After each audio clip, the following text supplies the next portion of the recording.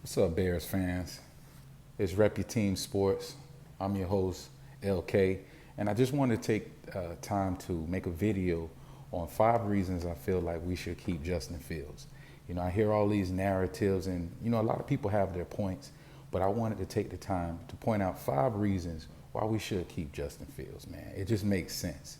Reason number one, Justin Fields has elite level talent. You can't coach talent. He has a big arm. He's faster and more athletic than the average player on the field, and that's regardless of position. And you can't just draft that. That comes basically once in a lifetime. And I don't feel like we have tapped into that enough and leveraged that enough as a team and an organization. Point number two, the Bears have failed to surround Justin Fields with elite level talent. Our line is leaking everywhere. We can't snap the ball. We're weak at center. And I feel like we have a lot of holes on the line that we haven't addressed. Darnell Wright, he's good. He's good at his position. He's still a rookie, and he was the most penalized player on our offense. So to say that we have put Justin in a good position where he can be comfortable and anticipate his throws is ridiculous. Not to mention the running game. Our running game just isn't where it was last year after we lost our running back to the Lions, who made a playoff run. We didn't fill that in. We didn't get a comparable talent to keep our rushing threat up. And we were one of the top rushing teams in the league last year. And I don't think we took a step back in that area as well. As far as the receiving core, DJ Moore he's a baller. Let's be honest. He's a baller. Cole Kmet, he's just another guy. I mean, he steps up here and there, but then there's holes in his blocking. He's not a pure route runner, and he's just not elite. So Justin really only has one target. And I don't want to hear anything about Darnell Mooney being elite. He's just not. He's not. He's a number 3 on his best day. He's not a number 1. I hear guys keep saying Darnell Mooney's a number 1. He's a big time player. He makes big time plays at times, but he's not a number 1 player. Point number 3. The Bears hired the wrong offensive coordinator. We had the wrong offensive coordinator. And the player I compare Justin Fields to is Lamar Jackson. They have comparable skill sets. Great arms, great legs, very athletic.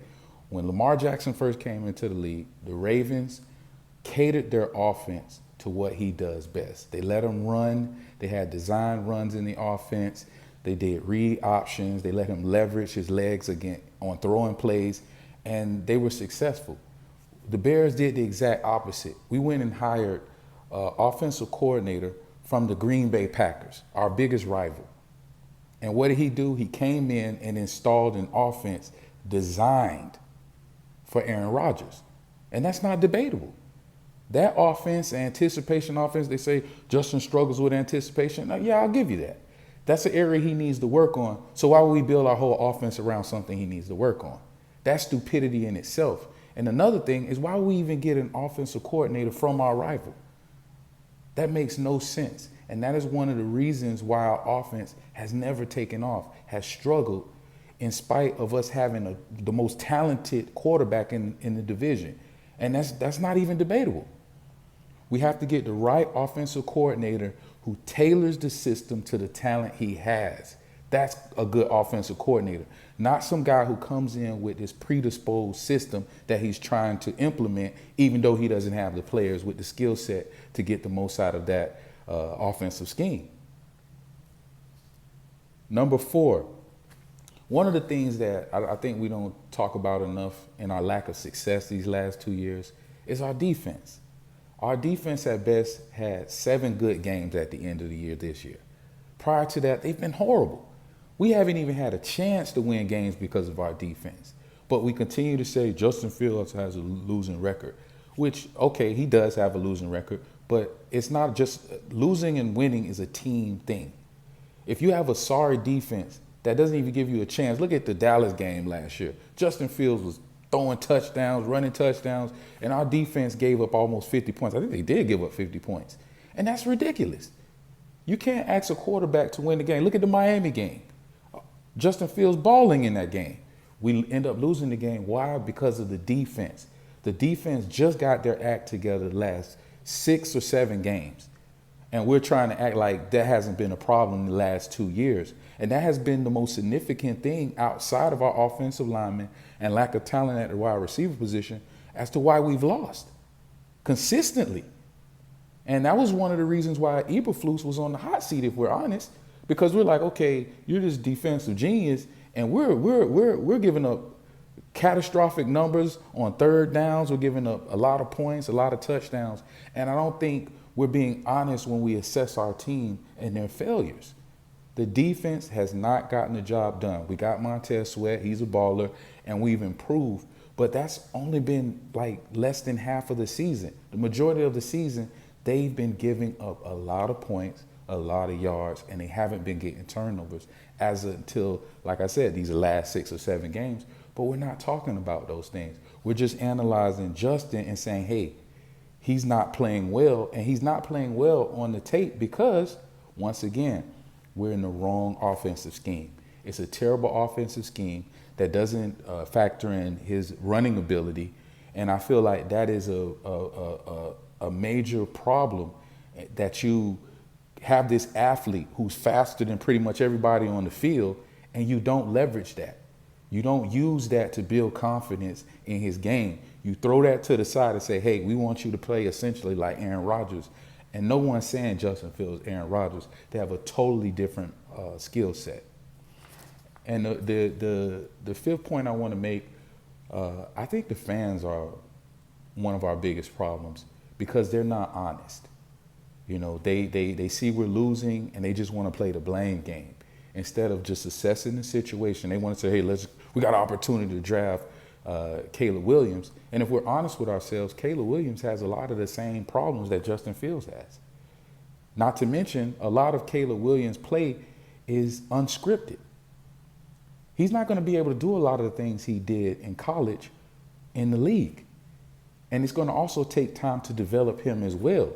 And that shows that our fans aren't being honest. Because if we draft Caleb Williams, he honestly should sit a year. We should not throw him right into the fire. We should give him a time to sit and learn the offensive scheme he's going to be in, see the mistakes made by another quarterback while he sits, and then develop him that way. But I guarantee you a lot of our fans are going to throw him right into the fire, and that's a part of the problem. Our fans have got to get smarter and understand what they're looking at, because a lot of times what they're looking at, they're not making an honest assessment of it, and they just want to move on to the next guy. And that guy isn't as perfect. He's not generational to me. He has talent. He looks great at times, but a lot of that stuff doesn't project to the league because, once again, he's not playing elite talent. He's throwing bombs on San Jose State. But when you put him in games where I've assessed him against teams where I feel like this is a quality team, he sucked. You know, and I'm not talking about winning and losing. I'm talking about interceptions. I'm talking about bad decisions. He sucked. And if you look at that Notre Dame game, the moment he was pressured, he turned the ball over in the worst kind of way, If we look at the Utah game, a team that, I mean, they're not a top 10 team, maybe not even a top 20 team, and they were able to play good defense on him and once again get him to turn the ball over. Now, if you project that against some of these NFL teams, we have a major problem. So even he's going to need to sit down and develop. And if we draft him, we set ourselves back 1 year. I think we need to stay the course, continue to develop Justin because he's still a young quarterback, get the right scheme in there, surround him with real generational talent like Marvin Harris Jr., Joe Alt, I like him at tackle. Let's surround him with some real talent, and let's see where we go after that. And trade that number 1 pick to get future first rounders, second rounders, or other draft capital that if things don't work out with Justin in the near future, we can draft another quarterback because, look, there's always going to be good quarterbacks coming out. C.J. Stroud came out last year, and I saw him as number 2 quarterback or number 3 quarterback on a lot of draft boards. And he is what? Guess what, guys? He's generational. Bears up, never down.